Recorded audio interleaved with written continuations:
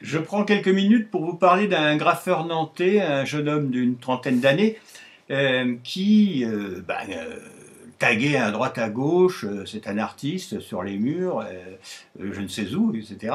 Et puis, un jour il se dit comme ça, et là c'est pourquoi je vous en parle, parce que ce graffeur est dyslexique.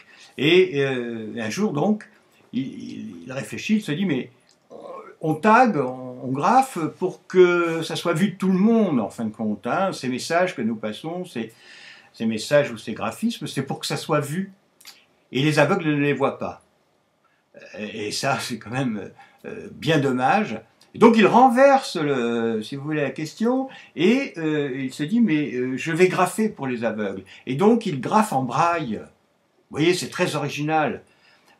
Et d'ailleurs, maintenant, il est connu, cet homme. Je ne connais pas son nom.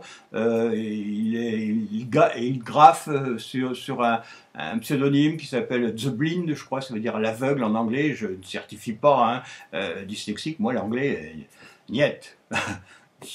C'est con ce que je viens de dire, enfin, excusez-moi. Il a eu une démarche inversée, c'est-à-dire il a renversé la situation. Et ça, je ne m'avance pas en disant ça, c'est grâce à sa dyslexie. C'est-à-dire que quand on est dyslexique, on a tellement de difficultés pour raisonner, comme on ne raisonne pas comme les autres, ou qu'on ne parvient pas à suivre une scolarité dite normale, qu'on met en place des stratégies, j'en ai déjà parlé plus d'une fois, pour pallier à nos manques, à nos déficiences. Et donc ça stimule notre créativité, c'est-à-dire qu'on est toujours en train d'inventer, quoi. Et on devient créatif sans s'en rendre compte. Moi, je rencontre des dyslexiques qui me disent « mais j'ai pas de créativité ». Et quand je discute avec eux, quand ils viennent dans mes ateliers d'écriture, là, ce coup, je découvre toute cette possibilité qu'ils ont créative. Et eux-mêmes s'en rendent pas compte parce que comme ils ont mis naturellement des stratégies en route au cours de leur vie, pour eux, c'est naturel. Pas plus. Moi, par exemple, je suis considéré comme quelqu'un de très créatif, mais c'est à 35 ans que je m'en suis rendu compte, à force qu'on me le dise, et que je me compare enfin aux autres en disant « mais c'est vrai, c'est bizarre que les autres ne trouvent pas l'idée ». Eh bien tout ça, c'est grâce à la dyslexie.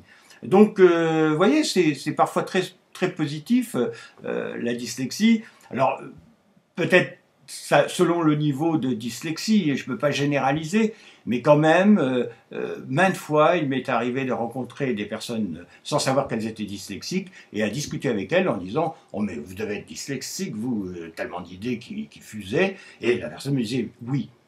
Donc vous voyez, un encouragement pour, si vous êtes dyslexique, déjà pensez, observez comment vous réfléchissez, comment vous vous différenciez des autres, peut-être que ça va vous motiver. Et puis pour les parents qui ont des enfants dyslexiques, sachez que leur créativité se met en route naturellement, on a une créativité innée, mais en plus elle se développe davantage chez les créatifs, elle dure toute la vie, et si vous savez encore en plus l'encourager, allez, on ne va pas dire que ça fait faire des génies, mais on n'en est pas loin.